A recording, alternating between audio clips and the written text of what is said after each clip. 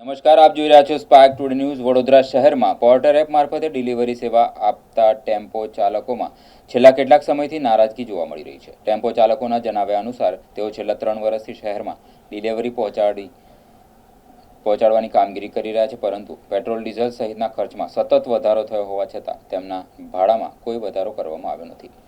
Tempo ચાલકોનું કહેવું છે કે ભાડામાં વધારો કરવા માટે પોર્ટરના મેનેજર ધવલભાઈ અને કવિતા મેડમને અનેક વખત રજૂઆત કરવામાં આવી છતાં કોઈ યોગ્ય નિરાકરણ આવ્યું નથી, જેને પગલે આજે નવલખી વિસ્તારમાં 25 થી 30 જેટલા ટેમ્પો ચાલકો એકત્રિત થયા હતા અને મીડિયા સમક્ષ પોતાની સમસ્યા રજૂ કરી હતી.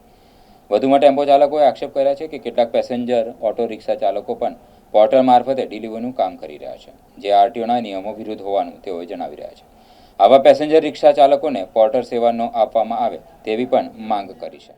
પોર્ટરને નમ્ર વિનંતી છે કે અમને તમારાથી કોઈ તકલીફ નથી, પણ અમારી થોડી નાની મોટી માંગો છે, તમે પૂરી કરો. ડીઝલ અને પેટ્રોલ અને સીએનજીના જે ભાવ વધ્યા છે એવા અમારા ભાડા પણ તમે વધારો. અમને તમારાથી કોઈ તકલીફ નથી, પણ અમારી જો તમે માંગ સાંભળતા હોય તો અમારે આ બધું કરવાની કોઈ પ્રોસેસ કરવાની કોઈ જરૂર નથી. બ્રાન્ડિંગમાં 1500 રૂપિયાથી 2000 રૂપિયા લેવામાં આવે છે. અમદાવાદમાં બ્રાન્ડિંગ ફ્રી છે, તો અમદાવાદમાં બ્રાન્ડિંગ હોવા છતાં ફ્રી, તો તમે વડોદરામાં શાના પૈસા? અત્યારે 8 મહિના પહેલા મેં બ્રાન્ડિંગ કરાવ્યું તો તારે 1500 રૂપિયા હતા, અત્યારે એક ભાઈ કરાવ્યું એના 2000 રૂપિયા છે. તો બ્રાન્ડિંગમાં પૈસા વધી રહ્યા છે. 500 રૂપિયા લેતા હતા એની જગ્યાએ અત્યારે 2000 રૂપિયા કરી દીધા છે. તો બીજી જગ્યાએ ફ્રી હોય તો તમે વડોદરામાં કેવી રીતના માગી શકો છો? અમારી કાન પ્રૂફ પણ છે, જો તમારે જોતું હોય તમે પ્રૂફ બતાવી શકીએ છીએ. આટલા વર્ષોથી ટેમ્પો ચલાવો છો, પેટ્રોલનો ભાવ ડીઝલનો ભાવ વધી ગયો છે, તેમાં કઈ ભાવ વધાર્યો છે તમારા લીધે? ભાડામાં કોઈ ભાડામાં વધારો નથી કર્યો. શું માંગ શું છે તમારી? અમારી ભાડામાં વધારો થઈ જાય એવી માંગ છે અમારી. કેટલા લોકો અહીંયા ભેગા થયા છે? 20 જણ છે. એને રજૂઆત કરી હતી પોર્ટલ વાળાને? અમે પહેલા મુલાકાત લીધેલી છે, તેવું કીધેલું છે અમારાથી અહીંયાથી નથી થતું, સેન્ટ્રલથી થાય છે. હવે એ લોકો માંગ સ્વીકારતા નથી? ના, એ એવું કહે છે કે સેન્ટ્રલથી થાય, અમારાથી અહીંયાથી કોઈ પ્રોસેસ થઈ નહીં શકતો. હવે શું કરશો આગળ? હવે આગળ તો અમારી એવી માંગ છે કે અમારા ભાડાને વધે એવી વસ્તુ. ડીઝલનો ભાવ વધારો છે, તમારો ભાવ વધી નથી રહ્યો, તમને નુકસાન થયું છે, પરિવારનું ગુજરાન ચલાવવા કેટલી તકલીફ પડે છે? સાહેબ, અત્યારે તો બધા પોર્ટર ઓલા ઉબેર અને બધા સ્ટ્રાઇક કરેલી છે, એના માટે સ્ટ્રાઇક ચાલી રહી છે કે ભાઈ ભાડા બધાના વધે. એવું અમે પણ એક કરીને આવ્યા છે કે પોર્ટર અમારી વાત સાંભળે અને અમને આગળ ભાડામાં સુધારો કરે, એ અમારી માંગ છે. સાહેબ, અમારી સમસ્યા હાલમાં એ છે કે વિશ્વભરમાં વિશ્વ મંદિર અત્યારે આપણે ચાલી રહી છે. અમે હાલ વડોદરા ગુજરાતથી ઠીક છે, ટેમ્પોવાળા બધા અહીંયા ભેગા થયા છે એકઠા એટલા માટે થયા છે કે અમારા ભાડામાં વધારો કરે પોર્ટરની અંદર, જેમાં આ લોકોએ ભાડું અત્યાર સુધી વધાર્યું નથી. એના માટે અમે 2 થી 3 વખત મિટિંગ કરી ચૂક્યા છે.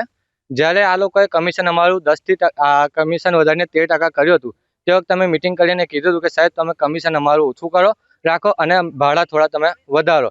તો અમારી વાત એ લોકોએ ફગાવી દીધી, ખાલી કમિશન જ વધાર્યું છે, ભાડામાં કોઈ વધારો અત્યાર સુધી હાલમાં આવ્યો નથી. હું હાલમાં ટેમ્પો 2-2.5 વર્ષથી ચલાવું છું. હું પોર્ટર કંપનીમાં ટેમ્પો પોર્ટર પાર્ટનરમાં ચલાવું છું. 3 વર્ષ પહેલાનું પેટ્રોલનો ભાવનો હમણાં આટલો ડિફરન્સ થયો છે? પેટ્રોલ બહુ ડિફરન્સ થયો છે, 20 થી 25 રૂપિયાનો ડિફરન્ટ આવ્યો છે. પેટ્રોલના ભાવમાં વધારો છે? पेट्रोल सीएनजी दोनों में भाव बढ़ रहे हैं। અમારો કોઈ ભાડામાં વધારો આવ્યો નથી અત્યાર સુધીમાં. શું માંગ શું છે હવે તમારી? અમારો માંગ એ જ છે કે ભાડામાં દર વધારો, અને બીજી વસ્તુ એ છે કે આ લોકોએ રિક્ષા પણ લોડિંગ માટે એડ કરી દીધી છે.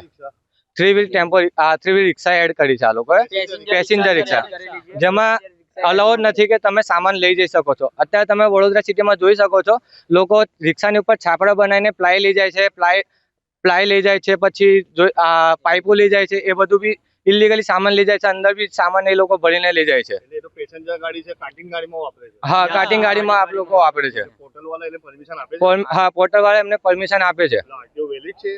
હવે આરટીઓ વેલિડ નથી સાહેબ, તો એ પણ બંધ થવું જોઈએ. એ પણ બંધ થવું જોઈએ.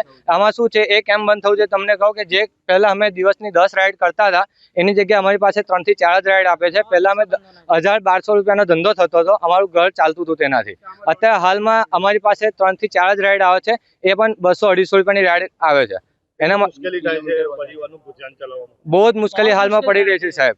અમારે અત્યારે તેલનો ડબ્બો બી લાવો, કોઈ બી જગ્યાએ ફ્યુલ ભરાવા જવું હોય, જોઈ શકો તો બહુ મુશ્કેલી પડે છે. શું નામ છે તમારું? મારું નામ સુનિલ ગાંચી.